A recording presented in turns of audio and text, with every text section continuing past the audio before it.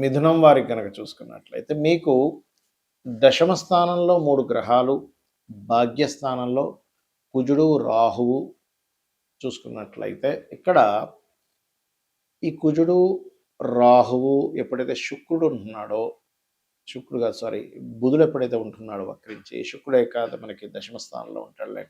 శుక్రుడు, శని, రవి ఈ 3 కూడా దశమంలో అంటే వృత్తి స్థానంలో ఉన్నాయి. మూడో స్థానంలో కేతువు, లగ్నంలో గురువు ఉన్నాడు. అయితే ఈ యొక్క గ్రహస్థితిని అనుసరించి మీకు ఈ పక్షంలో ఎలా ఉండబోతుంది, ఏ విషయాల పట్ల మీరు జాగ్రత్తగా ఉండాలి అనేటువంటి అంశాలు చెప్తుంది నేనైనప్పటికీ చెప్పిస్తుంది సాక్షాత్ లలితామ్మ వారిగా భావిస్తూ, ప్రధానంగా మీకు లగ్నంలో గురువు ఉండడం, మీ యొక్క లగ్నం నుంచి దశమ స్థానంలో 3 గ్రహాలు ఉండడం అనేటువంటిది ఎప్పటి నుంచో ఉద్యోగాలు రావట్లేదు, ఉద్యోగపరమైనటువంటి విషయాల్లో ఇబ్బంది ఉంది, చాలా స్ట్రెస్ పడుతున్నాము అని అనుకునేటువంటి వారికి ఈ కాంబినేషన్ ఏదైతే ఉందో చక్కగా మీకు మంచి ఫలితాలు ఇస్తుంది. అందులో ఎటువంటి సందేహం లేదు, గుర్తుపెట్టుకోండి. అలాగే మరొక విషయం ఏంటంటే ఇక్కడ ఇది కొంతమంది చూడండి గవర్నమెంట్ జాబ్స్, అందులో ముఖ్యంగా గవర్నమెంట్ ఇవి ఉంటాయి. ఏది గమనించుకున్నట్లయితే బ్యాంకింగ్ జాబ్స్ ఉంటాయి, గవర్నమెంట్ జాబ్స్ ఉంటాయి, బ్యాంక్ జాబ్స్ ఉంటాయి. ఇటువంటి విషయాల్లో చాలా బాగా కలిసి వస్తుంది, గుర్తుపెట్టుకోండి. అయితే ఇక్కడ ఏంటంటే ఒకటే గుర్తుపెట్టుకోండి, ఈ గవర్నమెంట్ జాబ్స్ కోసం ప్రయత్నం చేసేటప్పుడు రవి గనక దశమ స్థానంలోకి వచ్చినప్పుడు చేసే ప్రయత్నం మరింత తొందరగా ముందుకు వెళ్తుంది. అంటే ఆ సమయంలో ఏమంటే ఇప్పుడు ఏమీ మనకు ఎగ్జామ్స్ లేవు, ఓ 2-3 నెలల తర్వాత ఉంది, కానీ నెలలో మారిపోతాడు కదా రవి అంటే, ఆ సమయం నుంచి మీరు అప్లై చేయడం కానీ, దాని గురించి ఏదైనా కోర్సెస్ తీసుకోవడం కానీ, దానికి సంబంధించిన బుక్స్ ఏదైనా కొనుక్కొని ప్రారంభించడం కానీ చేస్తే మరింత బాగుంటుంది. ఎందుకంటే ఇక్కడ దశమాధిపతి లగ్నంలో ఉన్నాడు, అండ్ అలాగే దశమ స్థానంలో 3 గ్రహాలు ఉన్నాయి. ఈ గ్రహస్థితి మీకు మంచి ఫలితాలు ఇస్తుంది గవర్నమెంట్ జాబ్ రావడానికి. కర్మకారకుడు ఉన్నాడు అక్కడ, గవర్నమెంట్ కారకుడు ఉన్నాడు కాబట్టి. ఇక మీకు ఈ పక్షంలో ప్రధానంగా 3వ స్థానంలో కేతు ఉన్నందుకు ఎవరితోనైనా ఏదైనా అగ్రిమెంట్ చేసేటప్పుడు కూడా కొంత జాగ్రత్తగా ఉండండి. సంతానం కోసం చేసే ప్రయత్నం ఫలిస్తుంది మీకు.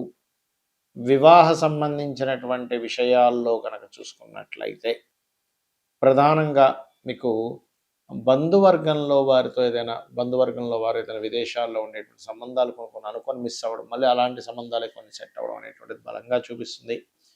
ఇక మీరు నిత్యము చేయవలసినటువంటి దేవత ఆరాధన ఏమిటి అని చెప్పి చూసుకున్నట్లయితే ప్రధానంగా ఇక్కడ ఈ జాతక చక్రంలో ఎప్పుడు కూడా ఒకటే గుర్తుపెట్టుకోండి,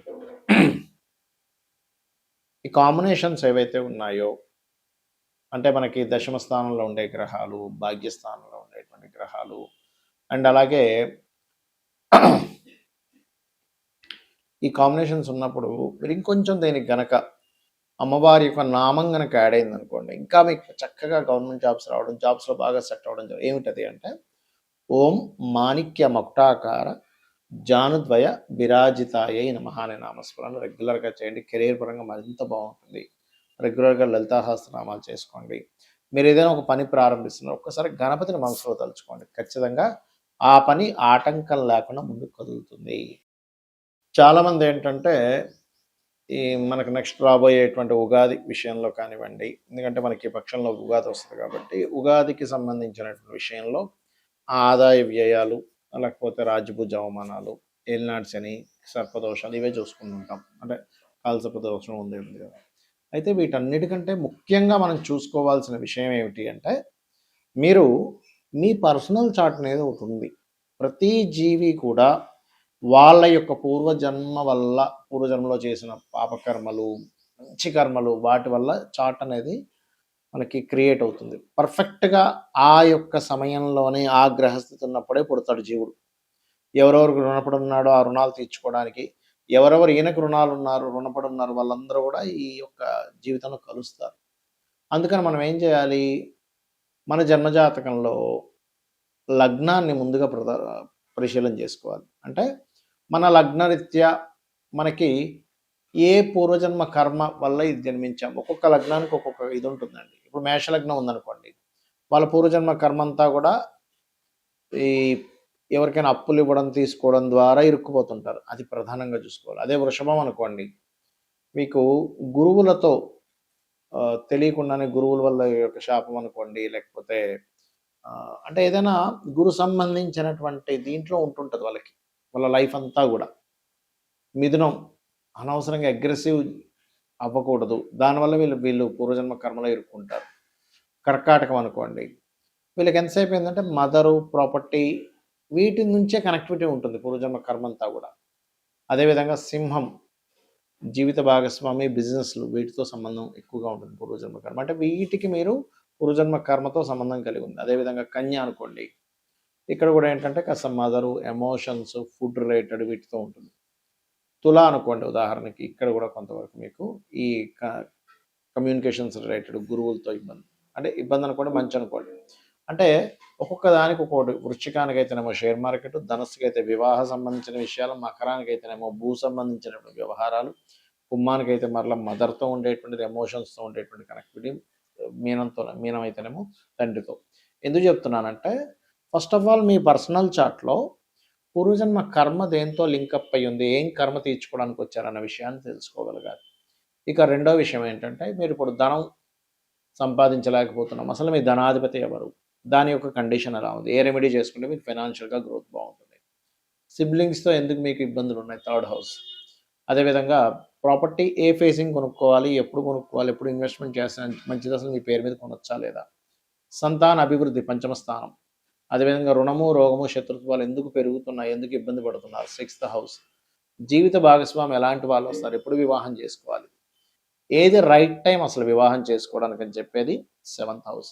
అలాగే ఆకస్మిక సంఘటనలు అనుకోండి, తండ్రి యొక్క తత్వము, తల్లి యొక్క తత్వం అనుకోండి, కెరియర్లో ఎందుకు ఎదగలేకపోతున్నారు అనుకోండి. అదేవిధంగా బిజినెస్లో ఎదగాలంటే అసలు మీరు ఏ బిజినెస్ చేస్తే బాగుంటుందని, లేకపోతే విదేశాలకు వెళ్తే బాగుంటుందా లేదా, ఎప్పుడు ఇన్వెస్ట్మెంట్ చేయాలి, ఇవన్నీ కూడా మీ పర్సనల్ చార్ట్లో ఉంటాయి, గుర్తుపెట్టుకోండి. దీన్ని వదిలేసి ఏదో గోచారంలో ఎల్నాడ్సీన్ వచ్చేసింది, లేకపోతే అది బాగాలేదు, ఇది కేవలం 5 to 10% మాత్రమే దీని ప్రభావం ఉంటుంది. అయితే ఆ 5 to 10% కూడా మీరు ఎందుకు రిస్క్లో పడాలి అనే దాంతో ఈ గోచారం ఎలా ఉంది, ఈ గ్రహస్థితి ఎలా ఉంది, ఈ జాగ్రత్తలు తీసుకోండి అని చెప్తూ ఉంటాం. కానీ మీరు అర్థం చేసుకోవాల్సింది ఏంటంటే మీ జన్మజాతకము, మీ పర్సనల్ చార్ట్లో లగ్నం నుంచి 9 గ్రహాలు 12 భావాల్లో ఎక్కడెక్కడ స్థితి పొందాయి, దాని మూలంగా ఎలాగా. సరే, కొంతమందికి జాతక చక్రం ఉండదు, అప్పుడు ఏం చేయాలి? సింపుల్గా ఏం లేదు, ఉదయము సాయంత్రము లలిత చేసుకోండి. మీ జాతక చక్రంలో ఉండే దోషాలను అమ్మవారే తిరిగి రాస్తుంది. 100% అందులో ఎటువంటి డౌట్ లేదు. ఎందుకంటే లలితా సహస్రనామాల్లో ఒక్క నామం పట్టుకొని మీరు రెగ్యులర్గా చాంటింగ్ చేసిన ఆ ఒక్క నామము పూర్వజన్మల్లో ఉన్నటువంటి అనేకమైనటువంటి పాపాలని దగ్ధం చేస్తుందట.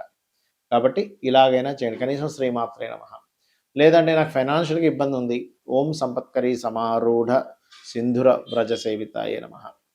హెల్త్ బాగాలేదు, ఓం సర్వవ్యాధి ప్రశమని సర్వమృత్యు నివారిణి అగ్రగణ్య అచింత్య రూప కలికల్మష నాశినే నమః. ఇలాగా ఒక్కొక్క నామాన్ని ఒక్కొక్క దీన్ని బట్టి మీరు చేసుకుంటూ వెళ్ళవచ్చు, గుర్తుపెట్టుకోండి. ఆ రకంగా ఏంటంటే ఎప్పుడైనా సరే ఒకటే గుర్తుపెట్టుకోండి, మీరు ఏదైనా ఒక నామం చేసేటప్పుడు పర్టికులర్గా ఏంటంటే మనసుతో చేయండి. ఇది నాకు ఖచ్చితంగా నన్ను రక్షించి తీరుతుంది, పూర్వజన్మ కర్మని తగ్గిస్తుంది అనేటువంటి మనసు దానికి కనెక్ట్ అవ్వాలి. మనసు కనెక్ట్ అవ్వకపోతే మీరు నామం చేసినప్పుడు రావాల్సినంత పూర్తి ఫలితం రాదు, ఇది గుర్తుపెట్టుకోండి. అలాగే ఇంట్లో ఉండే వాస్తు సంబంధించినటువంటి విషయాల్లో కూడా అసలు వాస్తుపరంగా ఎలా ఉంది, ఉత్తరంలో ఏమైనా బాత్రూమ్ లెట్రిన్స్ ఉన్నాయా, ఇంట్లో ఉండేటువంటి రంగులు ఏమిటి, ఇవి కూడా దీని ప్రభావం చూపిస్తూ ఉంటుంది. కాబట్టి ఇవన్నీ చెయ్యండి, తెలుసుకోండి, ఖచ్చితంగా మీ లైఫ్ బాగుంటుంది. ఇవన్నీ శాస్త్రాలు, మూఢనమ్మకాలు కాదు.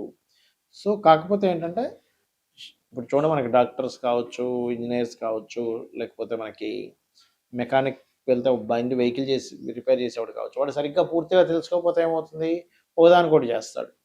అలాగే శాస్త్రాన్ని పూర్తిగా తెలుసుకునే ప్రయత్నం చేయండి. శ్రీమాత్రే నమః.